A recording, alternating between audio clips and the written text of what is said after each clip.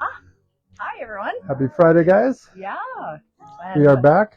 And we're here from the catio.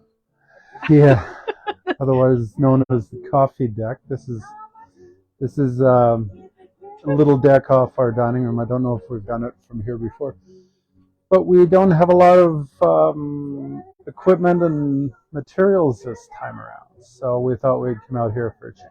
Yeah, exactly. Look at the beautiful sunshine. What's wrong? Oh, my. Your lapel mic fell off. Sorry about that, guys. Yeah, gorgeous day out here. Nice part about this thing is at this time of the day, we don't have sun in our face. Which is nice. Yes. Yeah, sorry about last, was that last week? I don't even remember. Big blur, but it was a crappy experience. But we're all good now. Sometimes life gets in the way. It does. But you know what? It's a beautiful day and it's gorgeous out and it's summer. So here we are back at it. So what are we doing today? Well, as promised, a while back, I don't even remember when it was, I did a little thing on lagers and pilsners. Because, I mean, really, you don't always feel like a mixed drink. Sometimes you just want wine or beer. So, yeah, exactly. So we talked about lagers and pilsners a little bit, pilsner being a subset of the lager. And now we're going to sort of continue by moving on and talking about other different kinds of beer. Lagers are pretty much the most popular type of beer in the world. You want us to drink a Budweiser? We're going to use it as a baseline. Okay. Budweiser, I found out. I learned a lot this week. I mean, beer is ancient. For a simple product, I mean, in the very most basic beer is grain of some sort, hops and water. Oh boy. Usually they use a yeast of some kind. We'll talk about that more in a bit. But last time we talked about lagers in general and pilsners in particular. This time we're going to expand it a little bit. So I found out all of this that I'm telling you here, I just learned. So from the interweb, no doubt. Oh, of course. Okay. There's basically two different kinds of beer. There is lagers and there are ales. Lager and ale. Lager and ale, yeah. It's a song, I'm pretty sure. Yeah, and much like Kim Mitchell said, there are decisions to be made between lager and ale. Mm-hmm. Lagers are, well, the real definition between the two is in the yeast that's used. So I'm going to get my notes here because I'll screw it up otherwise. Ales are made, they are warm fermented, and the yeast that they use to ferment it stays on the top of the wort, as it's called. God. Wort, W-O-R-T, and that's just the batch of liquid. All right. Wort's also a Latin name for plant. Oh. Anyway, so, and then lagers are cold fermented. The yeast sinks to the bottom of the wort in a lager. It's generally a longer process. It's finished in a cool space, which, I mean, these days you don't even think of it. Back when lagers first started to be produced in the 1500s, that was kind of a big deal. You had to go find a cave somewhere to condition your lager. I see. Ales, on the other hand, they could be ready in a week because the temperatures were a little bit higher, because it was so much shorter completion time. It was sort of the easier, more practical way of doing it. But lagers started to become more popular because they were basically crisp, It tastes better. lighter, just kind of a more of a summery drink. Yeah. So We're not doing lagers though. we're not doing lagers Or ale. or ales. Here's where the Kolsch thing comes in. So just one more minute and I'll get through this. So lager yeast first arrived in the late 1500s in Bavaria. Then it spread across Europe. Pilsner came about when it got to the town of Pilsen, which was at that point part of the Austro-Hungarian Empire. Now it's part of the Czech Republic. But it got to a city called Cologne in Germany right around 1600. Been there. Now the brewers in Germany, they had like an alliance, and they decided that none of this bottom feeding yeast is going to make it into their stuff. So now the Germans are very particular about their beer. There's a Bavarian purity law and stuff. The local guys from Cologne made this rule that you can only use top fermenting yeast. In other words, you have to make ale. But lager was gaining in popularity, and so to combat this, some of the brewers in Cologne came up with a hybrid. And a hybrid beer is using, it would be like using a lager yeast for an ale or an ale yeast for a lager, or using some kind of the other one's process. So in this case, they used the top fermenting yeast, but then they cold conditioned it like lager was. Oh, okay. And so because of the name of the town, Cologne, it became known as Kolsch, which is there you go. A takeoff. So Kolsch is known as a hybrid. There are a few hybrid beers. Everything else seems to fit into lagers or ales. Kolsch is one hybrid. Alt beer is another one. Cream ale is a third one. But like I said, most, like even stuff like Guinness, Hefeweizen, they all fit nicely into either lager and ale. So I thought we'd do Kolsch as a transition, and then next time we're going to, maybe not next week, but next time we do a beer thing, we're going to talk about more ales in general. Okay. So to start with, take a sip of that. Goody, I get to have a sip of Budweiser. So this is just a baseline. Because everybody knows what... You know what this is. Just about everyone knows what Budweiser tastes like, right? Or Bud Light. Oh, yeah. Okay, here we go. Okay. Yeah, it tastes like what I remember. Yeah. Goody. Good thing I have my wine. Yep, there it is. So, the first Kolsch we're going to try is one from Phillips Brewing. This is Cold Snap Kolsch.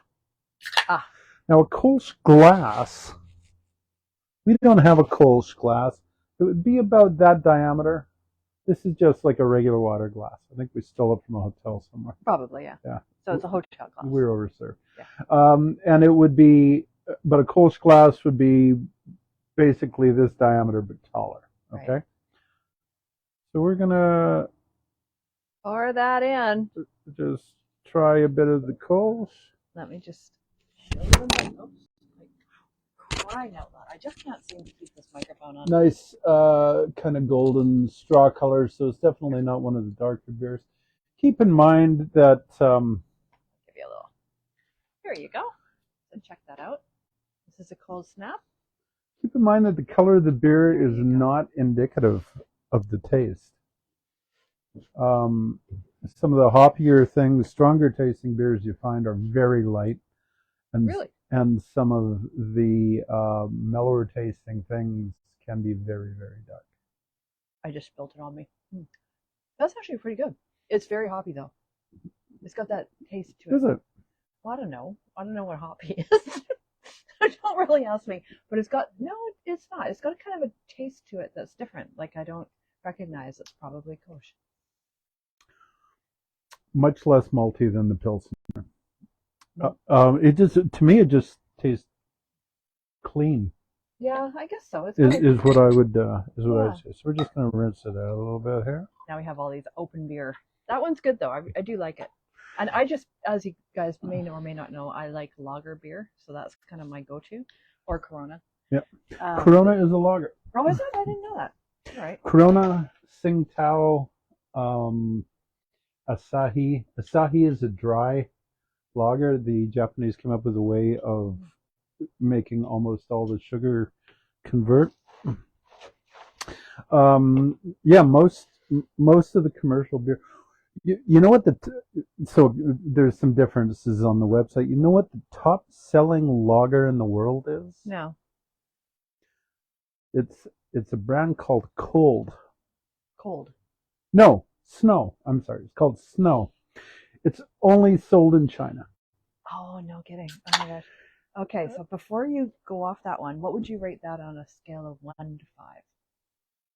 Oh, 5 being best, 1 being not your favorite. Again, this is just subjective. It's us, right? So.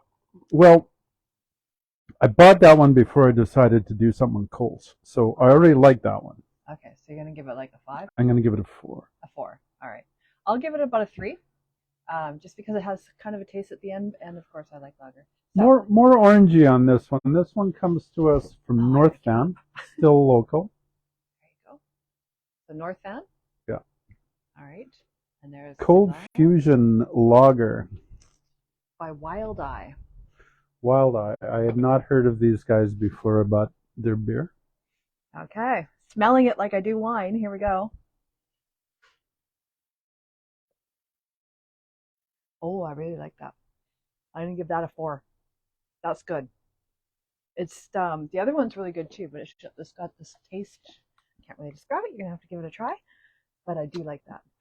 How many of the other one? Yeah. It's as close to I think a lager for me, but it's not doesn't have that hoppy taste to it, you know? What do you think?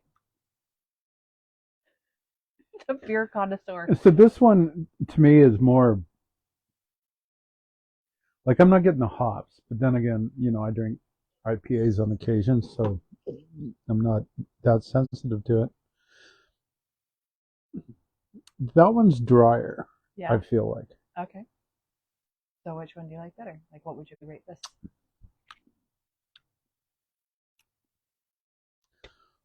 Three and a half. There we go. That, I think. Yeah, Three and a half. I still like the Phillips, honestly.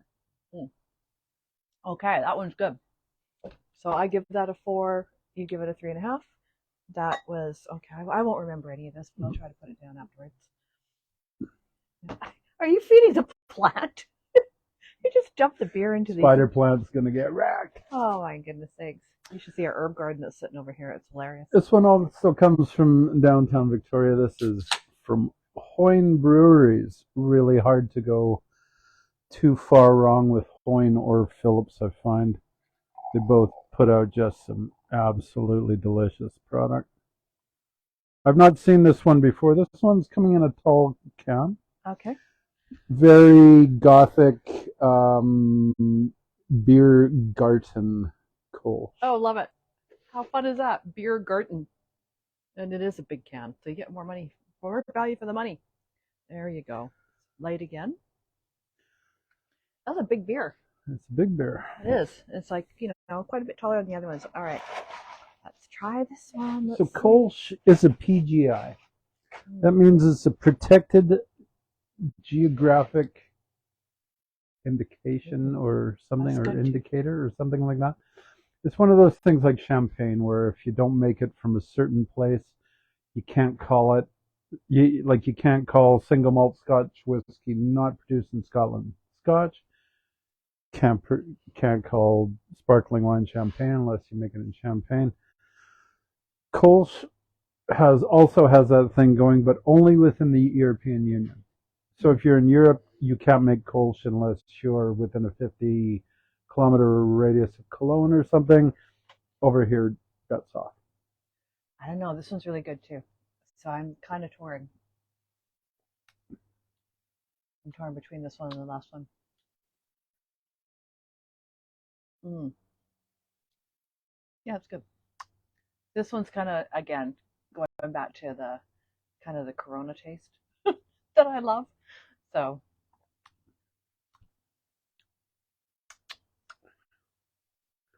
this one's got a distinctive taste.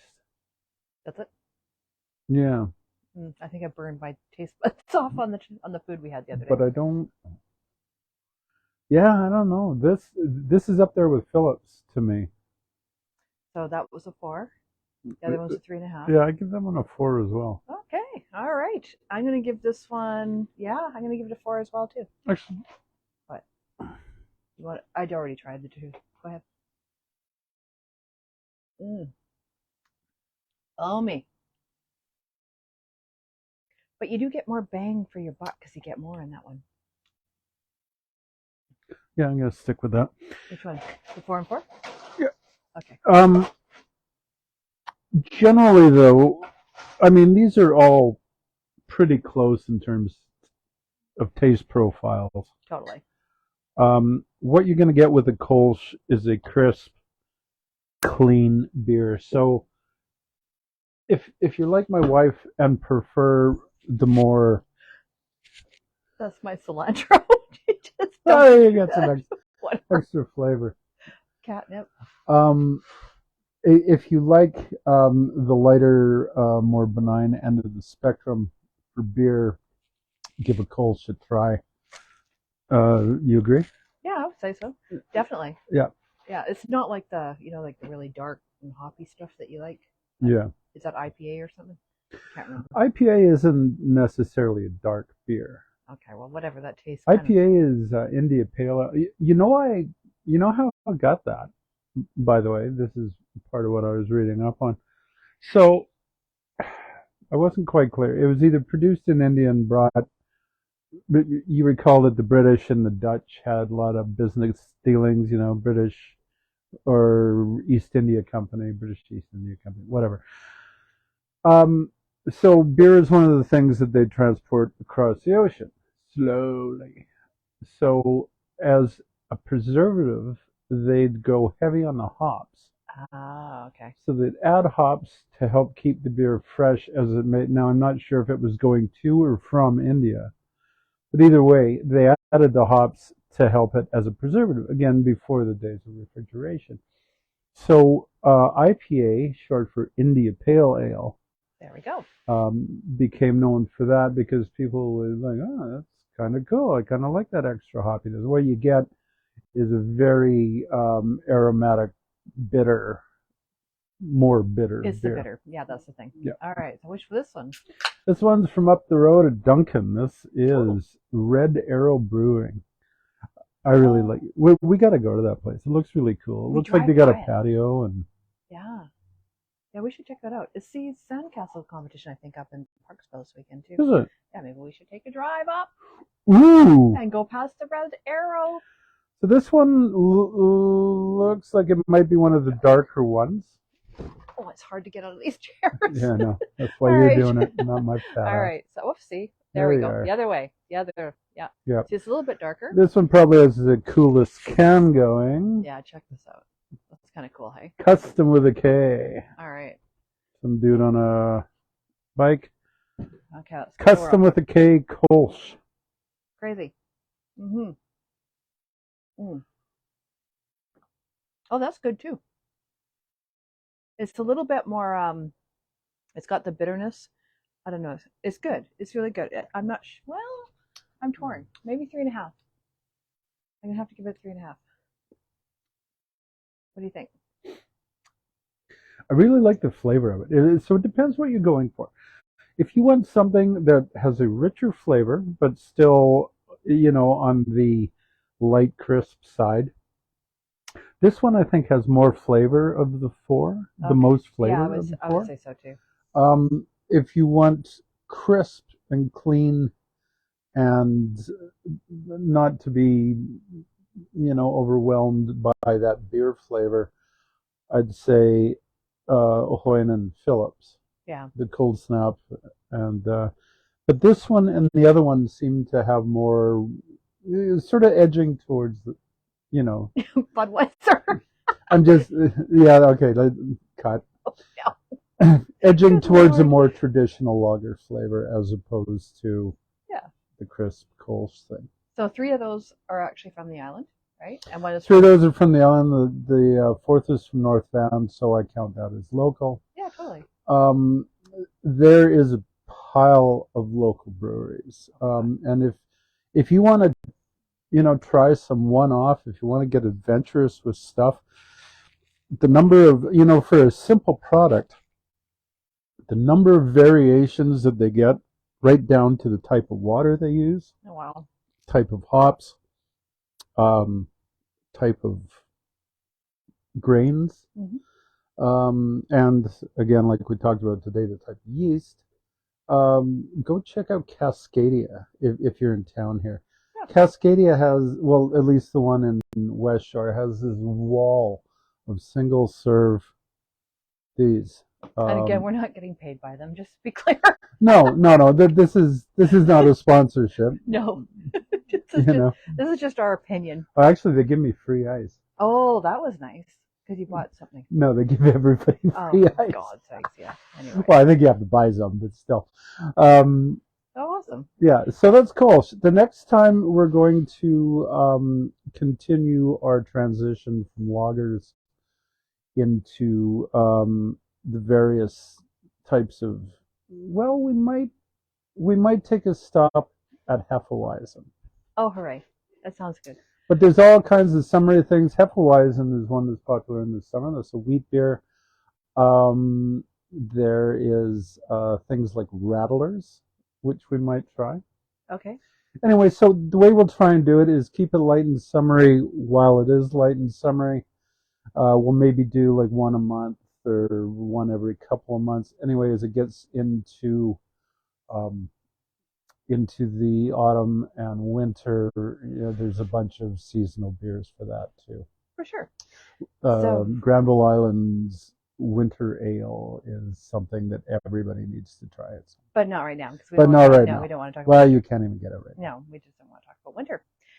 So I think next weekend is the Ginuary Gin Festival, is it? I hope it's next weekend. I think it is. Anyways, we'll put a link to it because the thing we go to every year. So they're having it again at St. Anne's Academy, and it's all I think she's gone all out this time. I think it's 2 days this time. Oh, is it? Okay. Well, we're gonna meet up with Tanya again. We're gonna head on down. So Tanya always is. Oh, she's a hoot. Great interview. Yeah. She totally is. So we'll go down and check that out, and then we will reschedule the tour, the booze tour, probably not till August because we've got too much going on. So sorry we missed it, but hey, what can we do? Say la vie. Yeah. All right, that's it. It is. So everybody have a good weekend. Play safe. Yeah. And thank you for watching me drone on.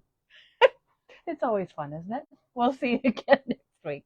Bye, everyone. Well, it is for me anyway. Yeah.